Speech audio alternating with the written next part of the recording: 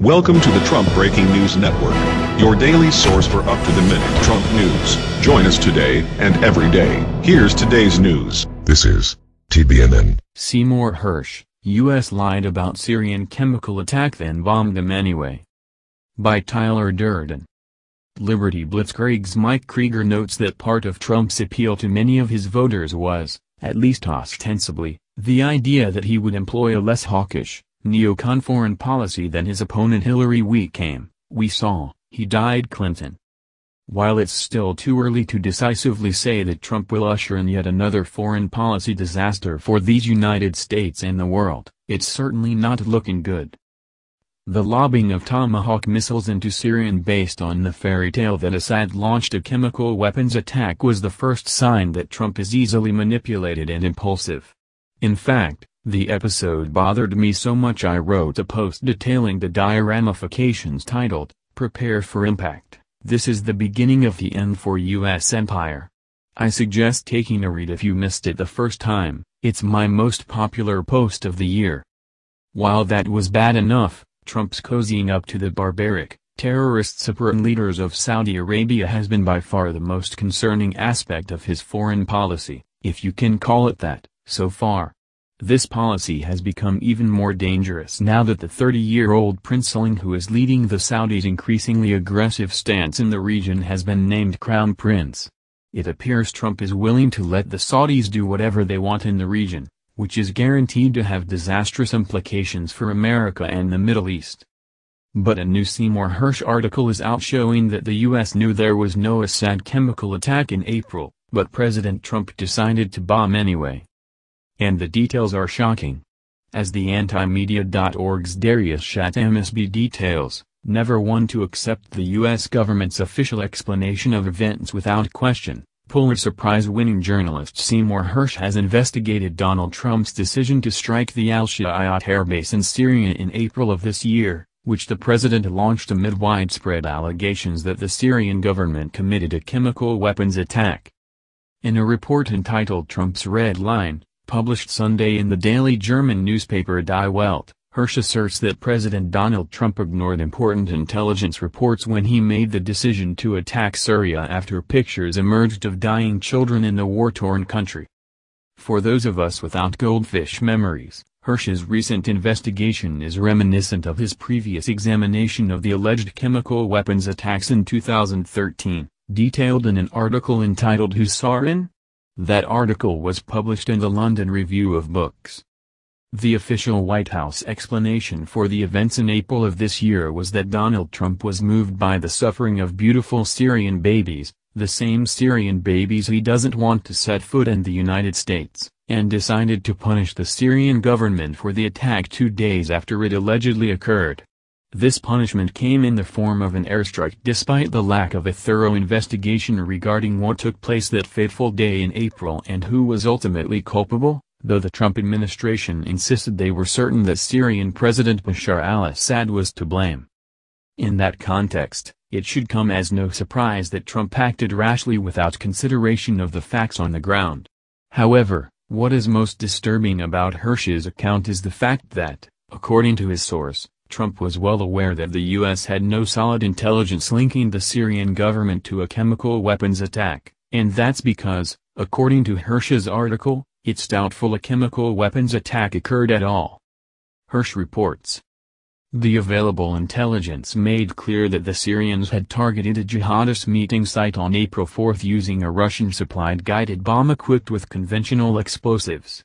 Details of the attack, including information on its so-called high-value targets, had been provided by the Russians days in advance to American and Allied military officials in Doha, whose mission is to coordinate all U.S., Allied, Syrian and Russian Air Force operations in the region. None of this makes any sense, one officer reportedly told colleagues upon learning of the decision to bomb Syria, according to Hersh. We know that there was no chemical attack, the Russians are furious, claiming we have the real intel and know the truth. I guess it didn't matter whether we elected Clinton or Trump. According to Hersh, Trump could not be swayed by 48 hours worth of intense briefings and decision-making following the initial reports of the alleged chemical weapons attack. Hersh, who reportedly reviewed transcripts of real-time communications, explains that there is a total disconnect between the president and his military advisors and intelligence officials.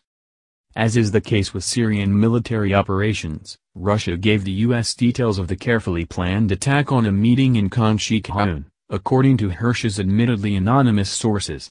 The Russians had employed a drone to the area days before the attack to develop the intelligence necessary to coordinate it. According to Hersh's sources, the United States and its Russian counterpart routinely share information regarding planned attacks in order to avoid collisions. However, they also permit coordination, a practice that involves giving the other side a hot tip about a command and control facility, which then helps the other side carry out their attack. Therefore, there was no surprise chemical weapons attack, as the Trump administration alleged. In fact, Russia had actually warned its American counterpart on the off chance that there were any CIA assets on the ground who should have been forewarned of an impending attack. The Russians, were playing the game right, a senior advisor told Hersh. Hersh continues. Russian and Syrian intelligence officials, who coordinate operations closely with the American command posts, made it clear that the planned strike on Khan Sheikhoun was special because of the high-value target.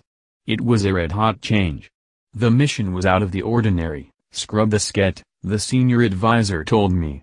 Every operations officer in the region in the Army, Marine Corps, Air Force, CIA and NSA had to know there was something going on.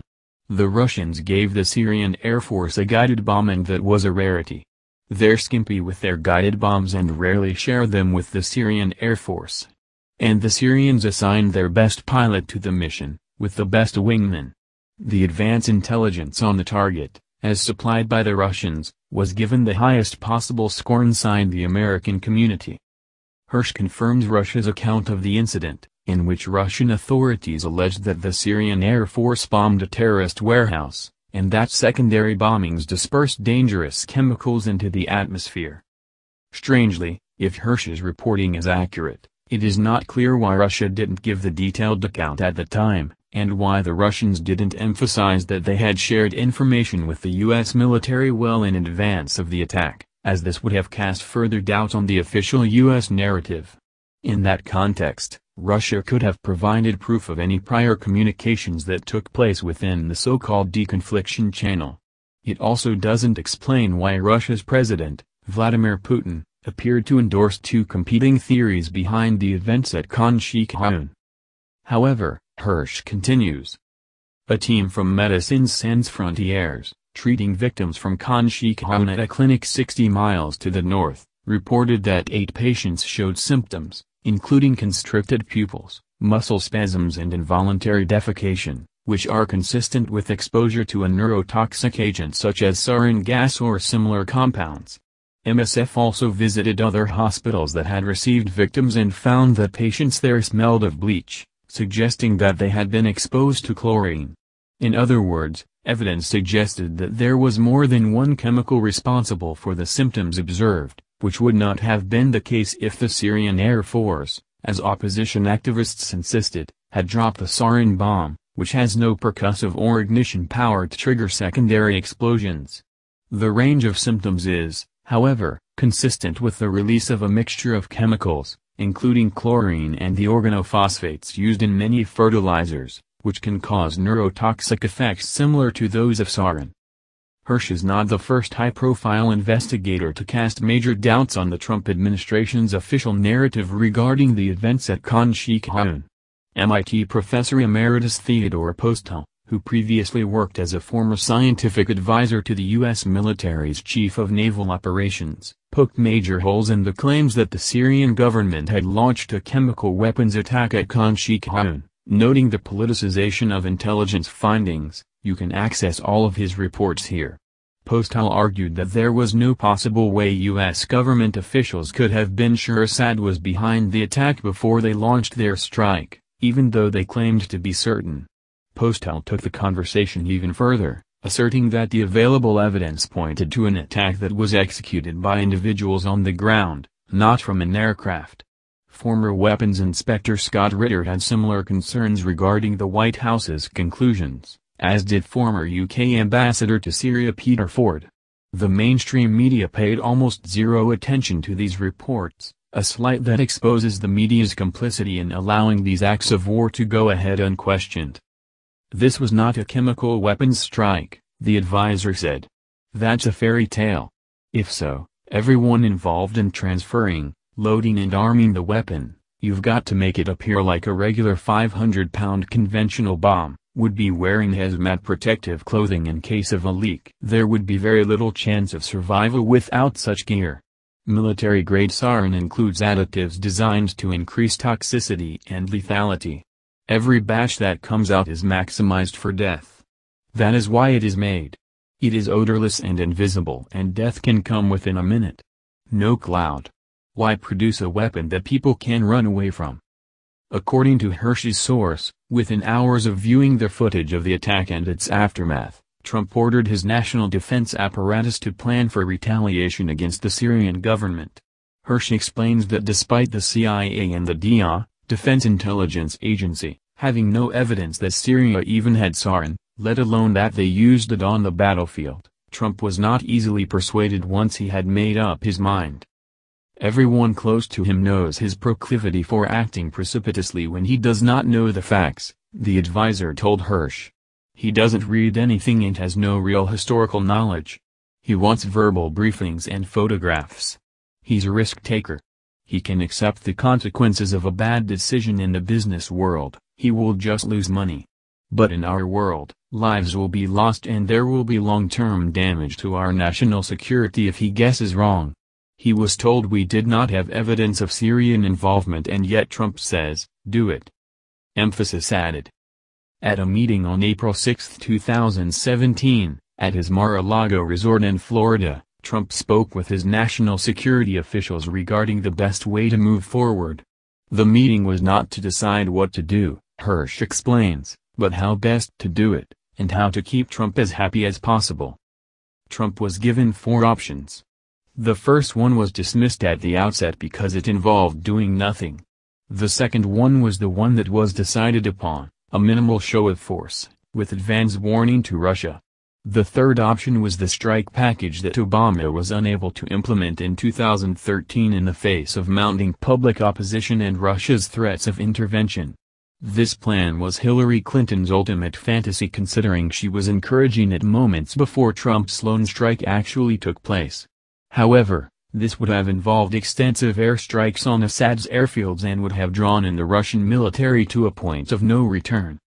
The fourth option involved the direct assassination of the Syrian president by bombing his palaces, as well as his underground bunkers. This was not considered, either. As we all witnessed in April, the second option was adopted, and the airbase Trump struck was up and running again in less than 24 hours. Making it a very symbolic and empty show of force.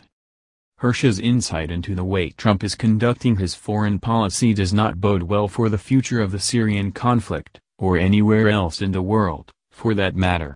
Trump was not interested in the intelligence or the facts on the ground. If he had been, he would have waited until an investigation had determined culpability before ordering a strike. Missing from Hersh's account, however, is the fact that it was newly appointed National Security Advisor General H.R. McMaster who laid out the military strike proposals to the president at his resort on April 6.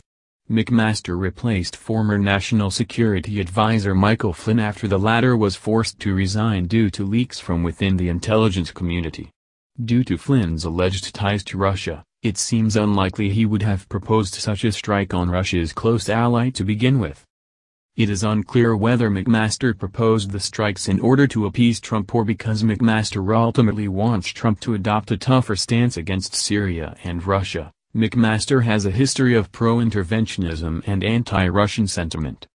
Those commentators who can review these startling revelations but still condone Trump's actions with a lazy Assad is still a bad guy and must be overthrown mindset argument are being intellectually dishonest, with themselves and others. As was the case in 2013, there is still very little evidence that Assad has ever used chemical weapons, particularly in the attacks that the U.S. has tried to pin on him. Yet this is the standard by which the corporate media and our respective governments have instructed us to judge Assad. Even without this conclusive evidence, shortly after the April events, U.S. Ambassador to the UN Nikki Haley stated Assad will fall from power. Hersh's investigation bolsters many claims that the U.S. acted rashly without first conducting or ordering an impartial inquiry regarding what happened in April of this year. Hersh's report also serves as a reminder to the world of the warpath we are continuing down, spearheaded by an impulsive and reckless megalomaniac who has no interest in ascertaining fact from fiction. Liberty Blitzkrieg's Mike Krieger also notes that just as interesting as the information above, is the fact that Hersh had to turn to a German newspaper to publish it. This makes perfect sense, because the one area where U.S. corporate press maintains unassailable consistency is when it comes to cheerleading for an interventionist, imperial foreign policy based on unverified claims and outright lies.